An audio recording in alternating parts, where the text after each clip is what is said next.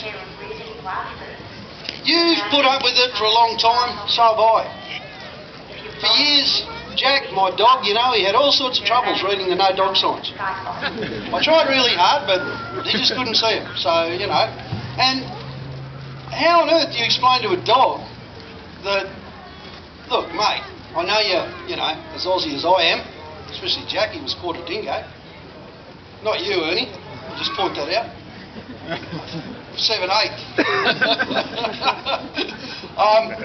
And you've got this situation where they take any excuse at all to make it hard for you. Don't pick up the firewood. What a joke. There's a handful of places that is fair income, you know. But then you look at places like the Victorian High Country or something like that. You don't have to be a mathematician. I got one though, because I'm not real good. So I got a bloke who knew how to put his button. Finance Dave, Feral Dave, I think he's here somewhere, mate of mine. And he ran up some numbers.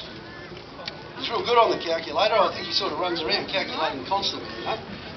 And the numbers we came up with were amazing. Now this is just for the Victorian High Country, which is somewhere I hope you all get to see before they shut it down. And it was really quite amazing. To begin with, do you know what the whole human footprint of that vast area of Victoria is? Now, when we say human footprint, we're talking about the tracks, the roads, the stockyards, the pubs, the towns, the sealed roads, the pubs, the bottle shops, the pubs, and the camping stores. We're talking about whole towns. But we're talking about this vast area of land. 0.051%. David, kill me if I say that. That is the geographical area that everything we do in the high country takes up out of the entire space. Now, okay, so then he runs another little calculation through. We work out the length of all the tracks that are available, including the ones that have shut down. And we figure there's, you know, because we've been there a lot, it's fairly easy to estimate. We figure how much space you can clear with a campfire. You know, if you did pick up all the wood, all the sticks and all the trees and everything else, whatever's there, you know what? Every person in Australia could go there, light a campfire for a whole year, and we wouldn't clear more than 10 metres off all those tracks. It's crazy, isn't it? I mean, you and I know if you're in a campground where you can light a fire, there won't be much firewood if it's a popular place. But that's not the point. You can pick it up all the way through. What happens to it if you don't pick it up? It gets burnt in the next bushfire. Any wally knows that. What happens to it if you do pick it up? Now, I said to a ranger one day, rangers are usually good blokes, by the way. Most of them are, you know, common sense guys. You can't spend a lot of time in the bush and not have some common sense banged into you, which is why no one's ever hassled me about Jack or anything else, you know. But I said to this guy once, because he was a bit of a nerd, and I could tell straight away that he's come straight out of ranger school in Canberra, which is run by the Extreme Greens, which is why they're making it so hard for us. And he said, mate, where'd you get that firewood? I said, I picked it up.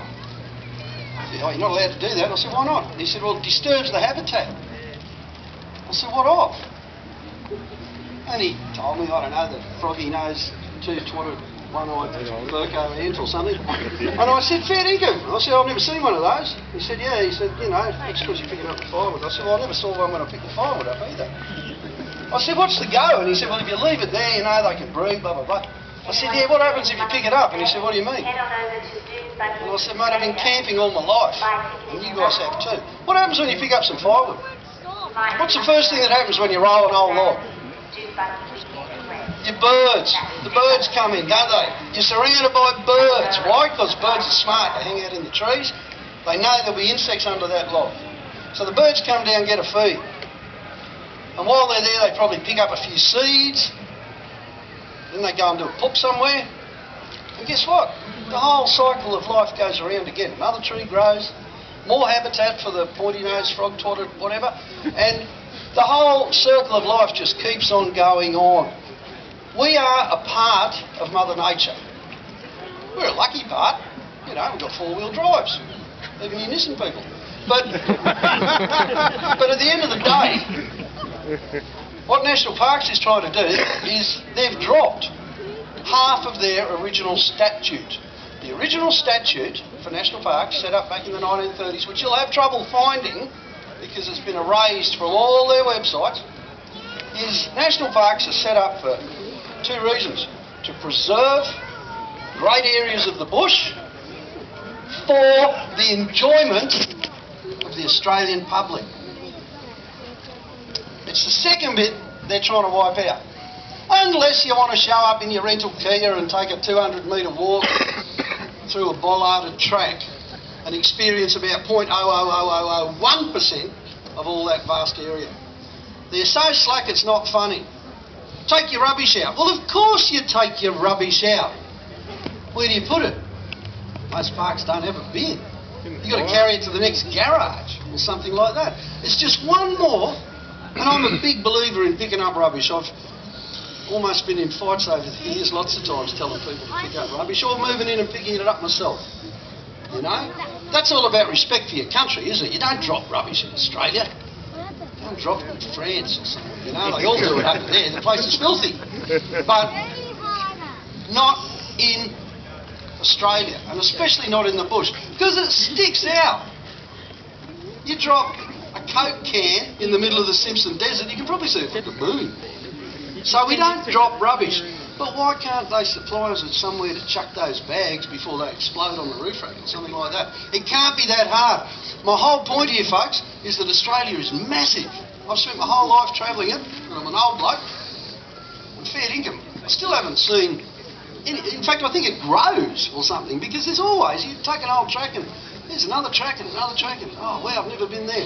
There's always somewhere new. It's a massive country. It's huge. Absolutely huge. And yet, they're making it hard for us to travel it. Why? Because they're dingbats. There might be other reasons. I mean, extreme greens and people and parks, they seem to have this philosophy that if you just keep people out, everything will be all right. That is wrong.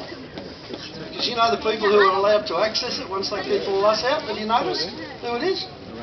It's the university researchers from the Parks Department. So it's all right for them. It's not all right for us. We pay their wages. We pay for the parks. All we want to do is take our kids bush, and the pricks are closing it down. So be aware of that, guys. We started this Don't Lock Up Australia thing. At this stage, all we're trying to do is get the word out. We've got stickers, which I think we ran out of yesterday. We've got T-shirts. We've got things like that. Any of that merchandise in there that's got my mug on, yes, I know it's ugly as hell, but any of that stuff, the money goes, or a proportion of the money goes into this Don't Lock Up Australia campaign. We're rolling some money together to use for things like a lobbyist, which we've already employed, to use for things like staff, to keep the message out there, to find out what's going on about track closures and things like that. Now, we're very much at the early stages of all this, but the most important thing is that you're aware of it. And if you want to keep the country open, get involved. Keep an eye open. I don't know when it'll happen. We've already done it once in Tasmania. We had a protest rally. 4,000 people showed up to protest some lady called Bob Brown's closure of the West Coast. And guess what? 4,000 people in Tasmania is enough to turn the whole island on its side. So the news cameras came along and everybody else came along, and it was fantastic. At the end of the day, the tracks are still open. It's one of those funny situations where Parks officially says it's shut, but the gates are open, you know, for the locals. One of those weirdo situations. However, as long as you got gates, you got the chance of them being shut. There's an example. What a ridiculous place. You know what the reason was? Oh, you can't travel the west coast of Tassie because the erosion caused by your four-wheel drive. Now, you can imagine some wombat in his air-conditioned office in Canberra coming up with that, because you can't imagine anyone on the west coast of Tasmania ever coming up with that at all. I've been down there where the storms blow penguins off the tops of the waves and slam them up the beaches. I've been down there. All the trees on the west coast are like this. They're all on an angle because of the winds off the Bass Strait. They're just massive. You go down there one year and you think, yeah, I know this place.